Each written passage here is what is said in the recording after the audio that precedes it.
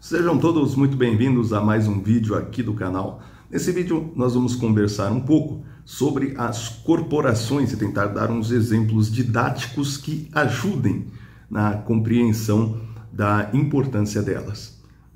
Eu peço, antes de mais nada, a você que não é inscrito aqui no canal, que você se inscreva, ative o sino das notificações para ficar por dentro aqui das nossas discussões, tá certo? Bom, como nós podemos notar, tão logo a gente passa a estudar o integralismo acredita piamente que a sociedade precisa, para se representar bem, ela precisa, vamos dizer assim, diminuir o número de intermediários entre a pessoa humana individual e o poder constituído. Mas é uma verdadeira falácia que você pode reduzir essa distância entre a pessoa individual e o poder constituído, ao ponto de que aquele que me representa através do voto seja quase como uma espécie de procurador dos meus interesses. Acontece que, dentro da democracia liberal e no estilo de voto individual que nós temos hoje, existe umas chicanas bastante graves que basicamente anulam qualquer tipo de verdadeira representação e, pior do que isso, contaminam o estilo da política partidária. Vamos fazer algumas observações para podermos concluir isso. Vejam, quando nós paramos para pensar no que significa o voto numa pessoa, nós claramente verificamos de pronto que o voto significa uma correlação entre a proposta deste sujeito que quer o meu voto, de solução de um determinado problema público. Não é verdade? Acontece o seguinte: como eu posso ter certeza de que a proposta desse sujeito para a resolução de um problema público é boa, se eu também não entendo sobre aquele problema público? Não é verdade? Então, pensem comigo. Existem coisas na nossa vida que nós entendemos muito bem, mas existem outras que nós não entendemos quase nada. Aquelas que nós entendemos muito bem, geralmente são aquelas que estão atreladas a um aspecto cotidiano da nossa vida. Isto é, geralmente é aquela que está atrelada ao nosso trabalho. Pode ser que nós tenhamos interesse em outras questões. Nós não trabalhamos com... nós não somos policiais militares, por exemplo, mas temos ali aquele interesse gigantesco no problema da infraestrutura. É uma condição possível, Mas, modo geral, nenhum ser humano tem condições de, em uma única vida, devido às características da própria sociedade, isso é, precisamos comer, precisamos morar, precisamos vestir, criar os filhos. Um mesmo indivíduo, uma mesma pessoa humana individual, não tem condições de saber tudo.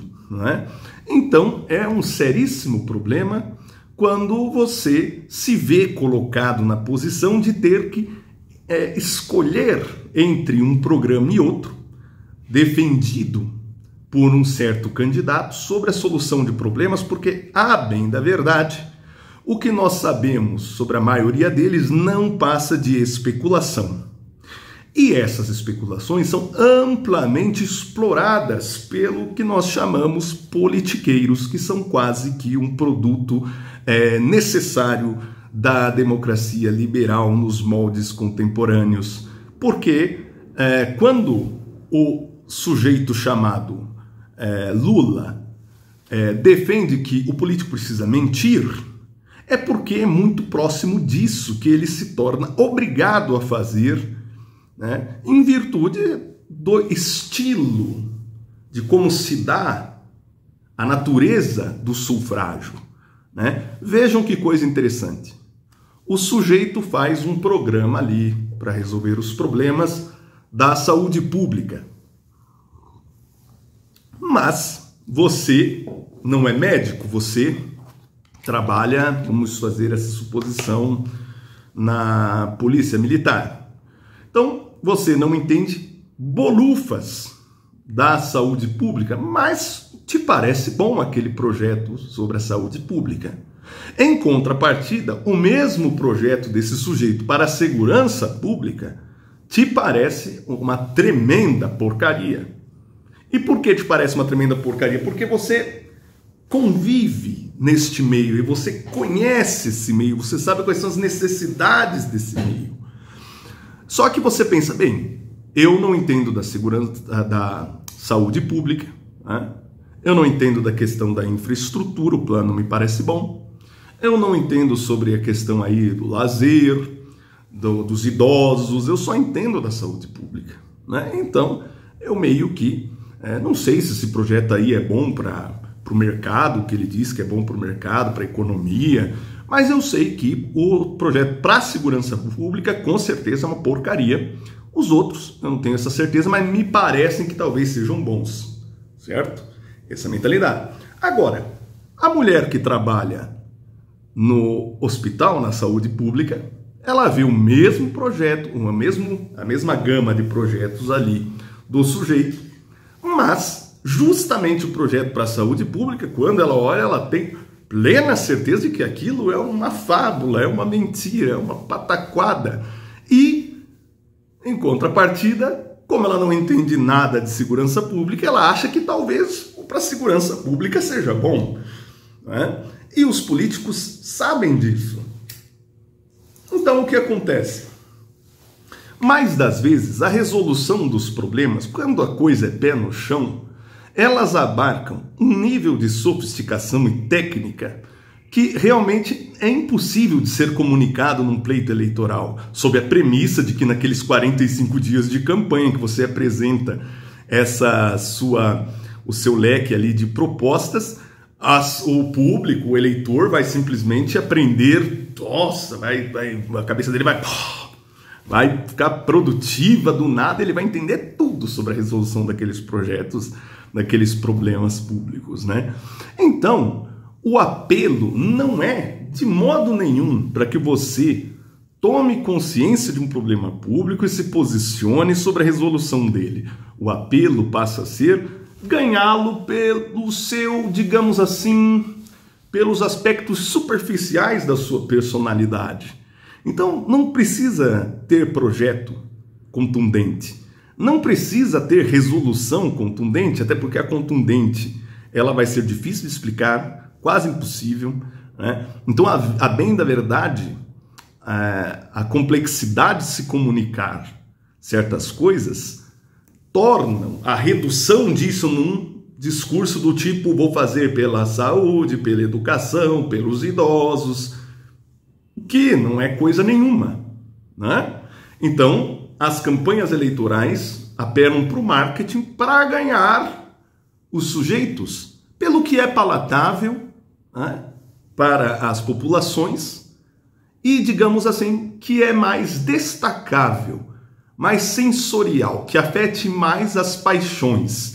Então, aquela quantidade imensa de discursos demagógicos, explorando a raiva que você sente do outro, explorando uma dor que você teve no trabalho, explorando um aspecto físico que você tem, uma deficiência, talvez uma característica diferente, qualquer coisa eles exploram para tentar fazer acender em você ânimos que, se você for parar para ver, são problemas pré-fabricados para discurso eleitoral.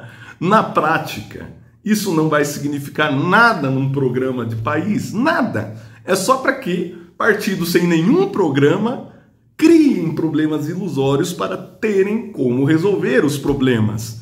Isso se trata de uma verdadeira palhaçada. Agora, vejam comigo, seria muito diferente se os programas tivessem que ser apresentados para as classes, as pessoas que realmente entendem do negócio, né? um programa de segurança pública tivesse que ser apresentado para aqueles envolvidos na segurança pública, aquele programa ali para a saúde pública fosse apresentado para quem realmente entende de saúde pública, né? E aqueles políticos dependessem, né, digamos assim, da avaliação, do aval, né, social desses grupos organizados, né, daquele seu projeto para o pleito eleitoral. Né? Seria bastante difícil enganar quem entende desses assuntos. Por isso é negócio duas coisas. Primeiro, que as pessoas estejam totalmente diluídas no oceano do sufrágio universal, né? Isto é, cada indivíduo, conforme seus gostos, desejos e sabores, pensamentos políticos, deve ser conduzido ao pleito eleitoral por uma questão instintiva, né? Então você já tem aquele marqueteiro que trabalha contando com aquele público menos politizado, né? Já pensando como é que ele vai inflamar aqueles por causa do aborto, aqueles outros por causa da moradia, segundo a região geográfica, né? E não tem nada a ver com a questão do problema público em si. Eu não estou dizendo que esse sistema sempre vai produzir coisas ruins. É lógico que podem existir bons homens com bons programas, né, que saibam resolver esses problemas. O problema é que vira e mexe um deles entra, né, um desses sujeitos. O problema é que ele teve que ser completamente raso para fazer sua campanha eleitoral. Ele não pôde abrir mão, abdicar das estratégias marqueteiras de uma campanha eleitoral. E uma vez que ele ingressa no universo político, muito bem, ele é uma exceção. E a quantidade de palhaços que foram postos lá por explorar mediocridades é tanta que é difícil fechar ali o suficiente para produzir as mudanças que são difíceis e complexas e muitas vezes não atraem voto, não são medidas populares, né? Você pode gastar uma fortuna para criar uma infraestrutura que vai evitar enchentes como aquelas que ocorreram no Rio Grande do Sul, por exemplo, mas essa estrutura fica debaixo da terra. E depois que a água passa por elas e não inunda nada, ninguém viu o que você fez. Talvez um estádio, um estádio de futebol, ninguém precisa dessa porcaria, mas isso é visível, né? Então, e como é só isso que interessa a grande parte dos politiqueiros que nunca tiveram um projeto, eles sentam na cadeira esperando que as pessoas levem projetos e demandas para eles e medem como eles vão impor como eles vão fabricar, apoiar tais projetos com base unicamente em quanto ganho político eles terão com isso no próximo pleito, né? Então, eles pensam que os recursos são ilimitados. Eles pensam que o povo brasileiro está a serviço da sua ganância. E esta é a democracia liberaloide que nós temos. Muito bem.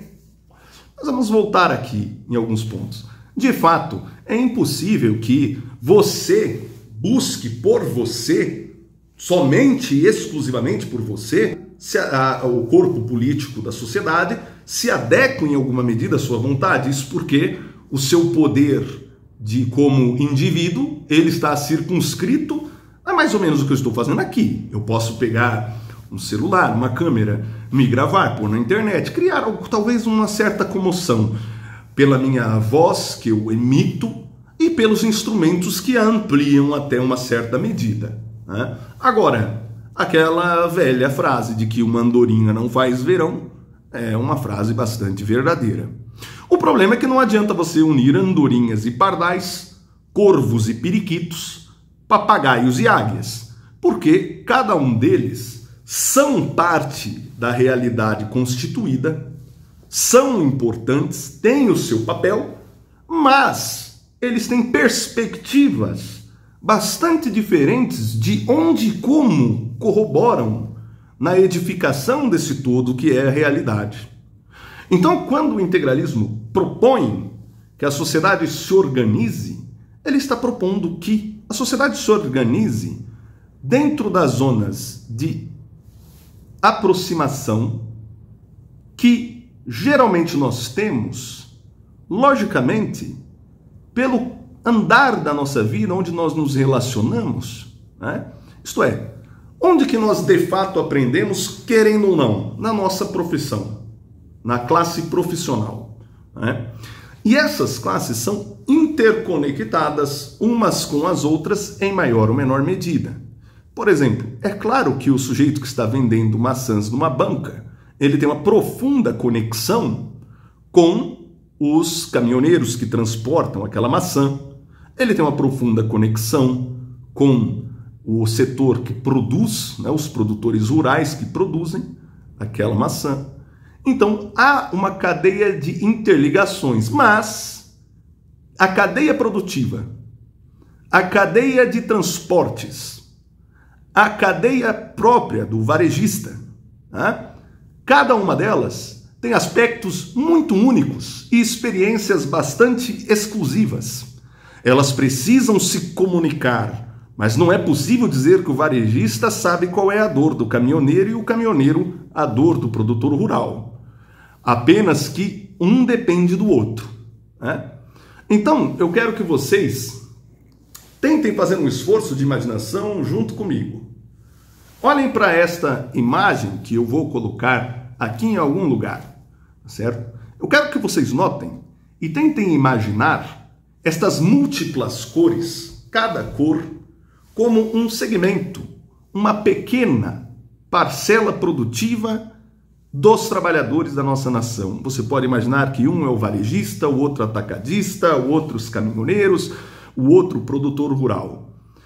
Note que aqui neste quadro, as cores estão todas embaralhadas, como que uma cacofonia, não é?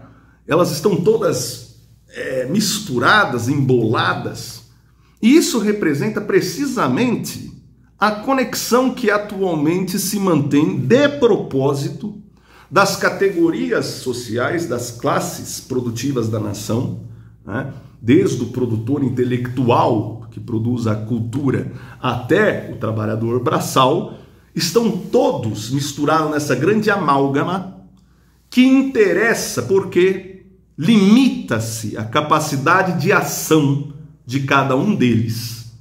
Limita-se a capacidade de cobrar do poder constituído aquilo que ele diz. Agora, vamos dar uma olhada neste outro quadro aqui. Eu quero que vocês notem que nesse quadro as cores, elas estão organizadas de modo que elas transitam harmonicamente umas para as outras. Imagine que essas cores, esses colossos mais fortes, são as classes produtivas organizadas dentro de uma cadeia produtiva, né? De modo que todos os aspectos de uma determinada produção, desde o seu cultivo até a sua venda, estão conectadas e que esta zona de transição para uma outra cor de modo harmônico, que já vai ali para uma outra classe profissional, uma outra corporação, é justamente os elos que ligam essa cadeia, né? Então, este é um panorama social onde as propostas não podem ser apenas aleatórias. Elas precisam passar pelo aval seu como pessoa humana individual dentro de uma dessas corporações, mas mais do que isso, precisa passar pela expansão que você, através da sua corporação, todos ali mais conscientes do seu conhecimento sobre determinados temas, pode cobrar deles, não é? É uma sociedade bastante perigosa para um poder constituído que não almeja melhorar as coisas para o povo. Vocês não concordam comigo? Porque você consegue ver exatamente onde estão ali os gargalos que afligem aquele setor onde você está empregando a sua labuta diária. Você consegue dialogar com outros, se organizar, ter voz e cobrar, não é? Coisa que no sufrágio universal individual você não tem. né? De fato, quando nós vamos pesquisar quem é o eleitor Moisés, quem é esse eleitor? Então, tente imaginar que o olhar está ali se focando no pequeno Moisés, do todo para o pequeno Moisés até que eu me pulverize. Eu não sou nada mais. Eu sozinho, muito bem, eu achei um bicho esquisito no meu refrigerante ou na minha comida, eu posso ir na frente do restaurante e gritar nunca mais como aqui, grande porcaria. Grande porcaria. Fala-se como se, a partir do momento que eu abrisse minha boca, uma onda de pessoas fossem ignorar um grande monopólio comercial para simplesmente abrir, então, para a concorrência que não bota bichos no meu prato, né? Pelo menos não bichos esquisitos. Só que não é isso que acontece. O Moisés vai gritar nunca mais como aqui e o marketing daquela empresa vai conseguir produzir aquela porcaria incessantemente por quanto tempo for necessário, enganando muita gente. E se é fato, talvez ela acabe em 20, 30 anos, talvez a minha geração não veja aquela maldita empresa que botou um bicho esquisito no meu prato cair.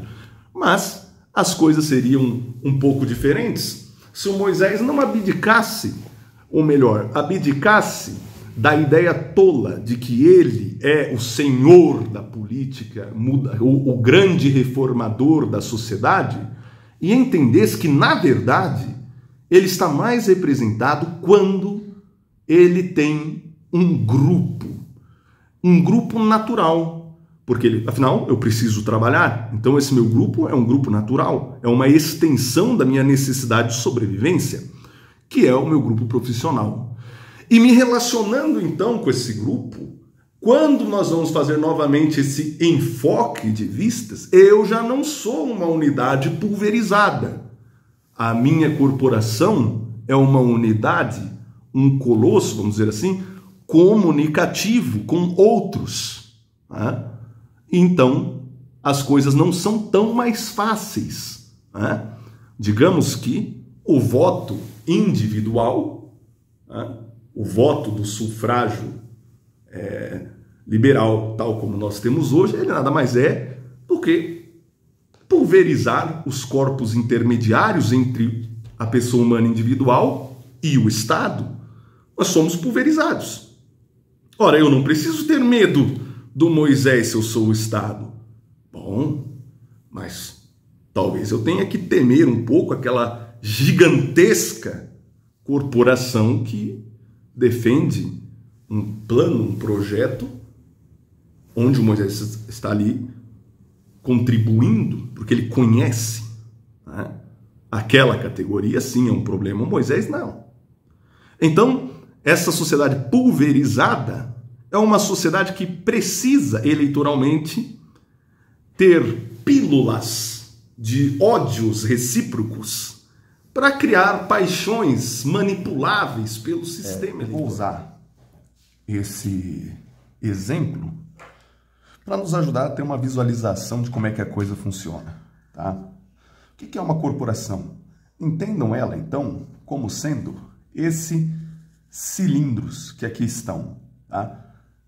É um exemplo imperfeito, com certeza, porque vejam, no exemplo que eu dei das cores que vocês puderam observar, vocês notam que há uma harmônica transferência de uma corporação para outra, de modo que, no diálogo entre elas, é plenamente possível dizer que existem interesses dessa corporação com esta corporação, certo?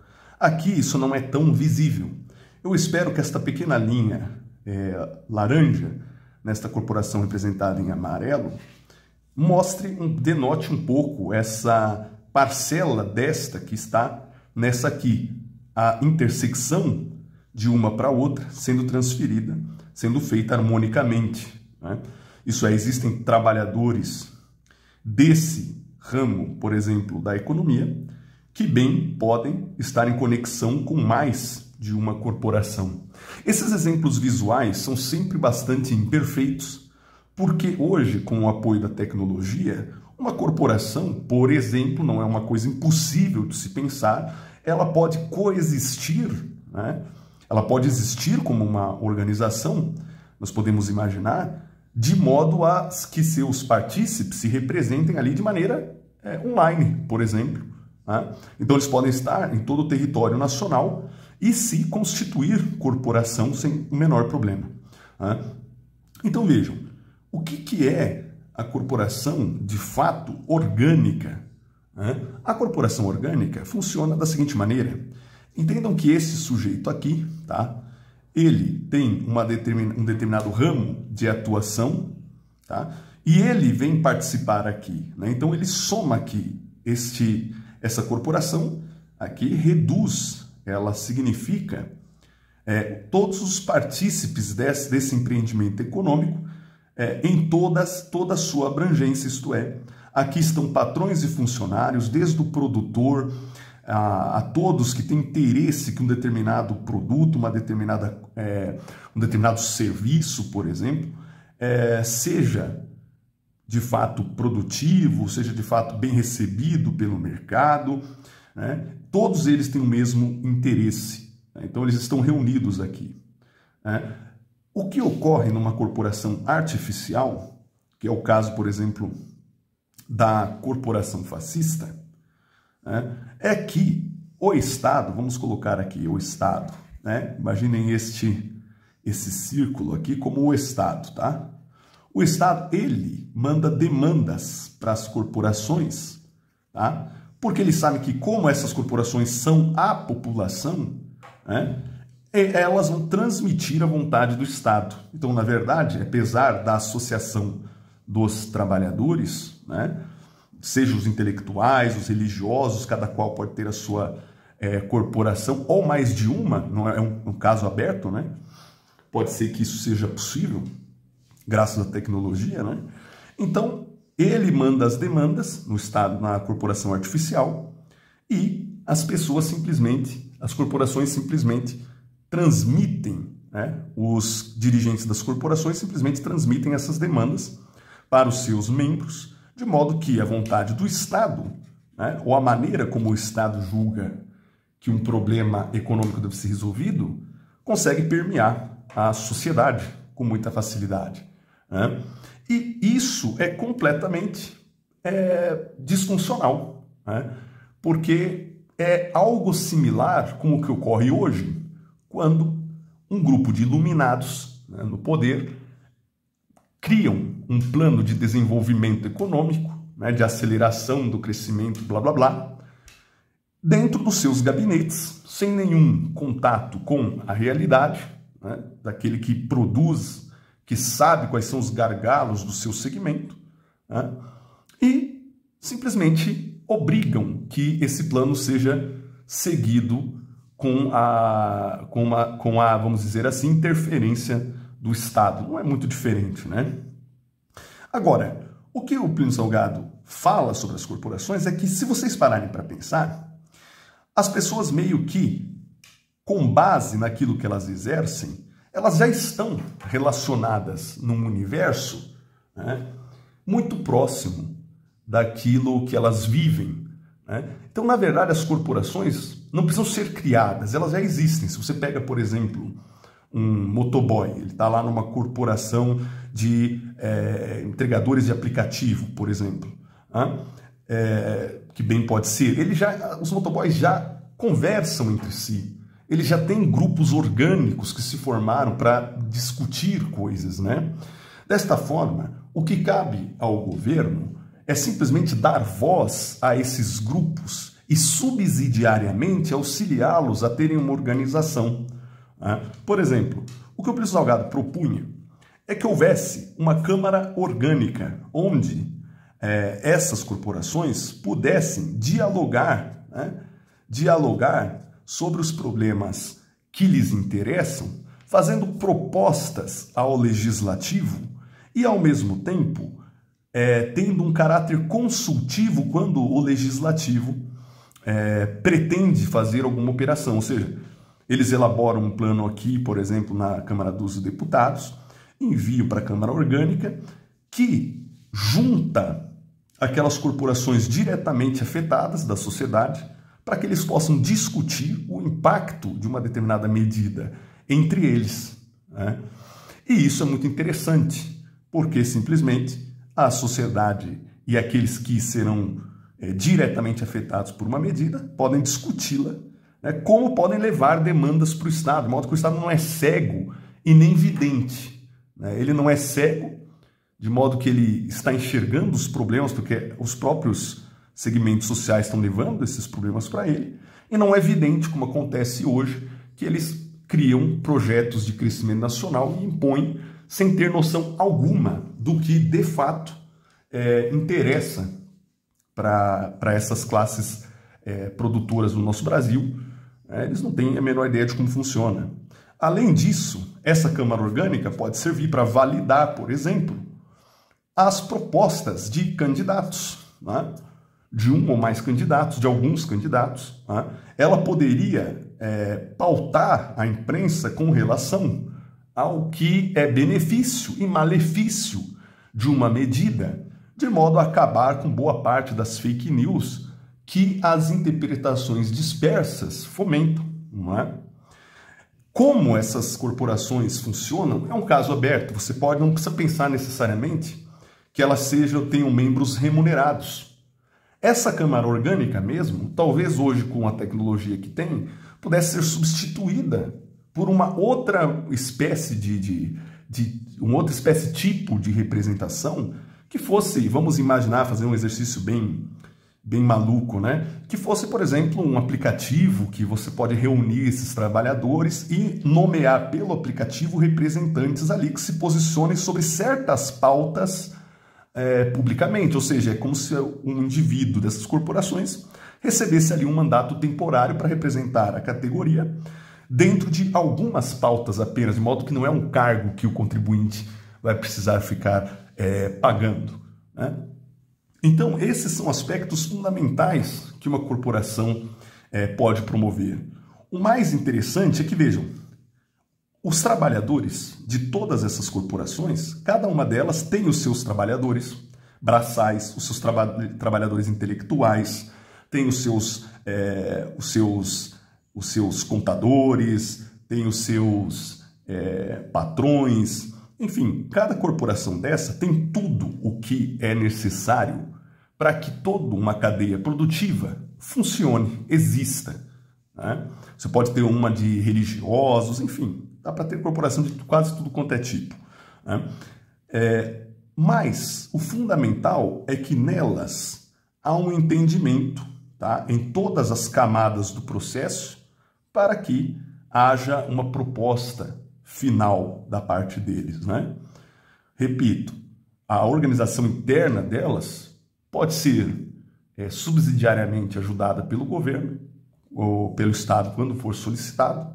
Em certos aspectos, eles podem obter ajuda do Estado para poder se reunir, fazer um congresso, etc., esse tipo de coisa. Determinados eventos, os prédios públicos podem ficar disponíveis para reuniões e encontros, né, evidentemente. E o que acontece há uma harmonia necessária, porque nós nos acostumamos a pensar nos poderes constituídos trabalhistas com um certo ranço, né, de comunista. Essa é a verdade. Porque o que os comunistas fizeram com o objetivo de inflamar a classe trabalhista e manter, dar uma certa impressão de que os trabalhadores têm representatividade quando não têm, o que o comunismo faz com essas corporações? Ele basicamente vem aqui, certo? E faz isso, ó. Prestem atenção. Eles pegam as corporações e as destrói, a fragmenta em sindicatos. Então, pessoas que deveriam estar unidas no mesmo corpo de interesses, agora estão divididas, tá certo? Aqui está o patrão, aqui está o trabalhador braçal, o intelectual do mesmo ramo, tá? Da mesma corporação. Todos deviam estar em contato para decidir, para verificar o que é melhor para si, no todo da cadeia produtiva, mas eles estão separados de modo artificioso, porque a única coisa que os impede de se unir, né, porque, vejam, eles se unem naturalmente, né, A única coisa que os impede de se unir é um ranço que se coloca neles como uma espécie de repelente, que é a luta de classes, né? Então, veja, os trabalhadores daqui podem se sentir mais... tem pautas, né, ligadas com os trabalhadores daqui, dessa outra corporação, da Corporação Vermelha, que difere da Azul, a Corporação Azul. Eles simplesmente não têm contato com mesmo os outros segmentos do seu próprio interesse, né? Ali, digamos, o gênero da sua atuação, comercial, da sua atuação econômica, né? Eles não têm contato com os outros elementos que lhes interessam, de modo que, se esses trabalhadores poderiam ter um aumento, eles não sabem, porque esse daqui está retendo para ele, porque ele não sabe que ele pode, por exemplo, minimizar para esse daqui, né, para ajudar esse daqui. Eles não sabem onde estão os gargalos da própria operação, que de repente poderiam dar um aumento aqui. Eles estão completamente dissociados uns dos outros e em conflito permanente uns com os outros. De modo que, ao invés de ter voz, esses organismos artificiais, por que artificiais? Porque o Estado impõe que seja assim, fatiado, ao invés de ser essas estruturas harmoniosas, né? Porque sem essas fatias é impossível fazer a luta de classes, né? Então, o que eles fazem? Eles impõem que haja os sindicatos, ou seja, que os trabalhadores se organizem nessas pequenas fatias, né? E eles não têm uma voz efetiva. Ao contrário, vejam como funcionam os sindicatos no Brasil. Eles continuam recebendo ordens de um governo e o único meio que eles têm de persuadir o poder sobre as suas pautas, suas reivindicações cegas e exclusivistas, cada parte tem sua reivindicação cega e exclusiva, é por meio de uma forçação de barra, uma greve, né? Alguma coisa que seja, vamos dizer assim, quase que uma violência contra o Estado, né? Ou seja, o Estado impõe uma estrutura ineficiente, não lhes dá meio de voz, senão por uma pressão artificiosa, que é o poder de greves, etc., né? Ao invés de criar um mecanismo formal para ouvir esses sindicatos, né? E mesmo assim, a estrutura do sindicato, mesmo que se lhes desse uma participação política maior, ainda assim não daria certo. Não daria certo porque eles têm esse espírito exclusivista, eles são fatias de uma corporação sem contato, portanto cada um deles acha que a resolução do problema dele equivale à resolução de tudo. Eles são limitados pela própria estrutura do seu segmento, tá? Então, acho que eu disse quase tudo que há para ser dito, né? Ou seja, a corporação no estilo cristão é uma criação das próprias pessoas, ela meio que já existe, está aí os motoboys ali se relacionando com os outros entregadores de aplicativos, etc., né? E o governo as reconhece e dá ajuda subsidiária para que ela se estruture e ganhe voz. Ou seja, a gente dá direitos políticos, voz política, algo que já existe. A corporação fascista ou os sindicatos nos moldes como nós temos, são uma criação artificiosa do governo para, nas duas coisas, manterem controle social. A corporação fascista, porque eles dão as demandas para a corporação fascista que a coloca na população, tá certo? Ou seja, é um sindicato que serve para o governo se expandir, não para as pessoas se expandirem na direção do governo, né, na direção do Estado, ou pela ineficiência da ação, que é repartindo eles, dando uma ilusão de pertencimento, de capacidade de luta, quando eles estão pulverizados, dissociados, né? Então, nesse caso, eles dependem da grande luz no fim do túnel, que é o Estado. E, enfim, o que é necessário para mantê-los separados? Sempre a luta de classes, o ódio recíproco. Não há como ir para frente assim. Eu espero que vocês tenham gostado, que eu tenha sido sucinto o máximo possível. Talvez eu tenha sido repetitivo, mas é isso aí. Pelo bem do Brasil, Anauê.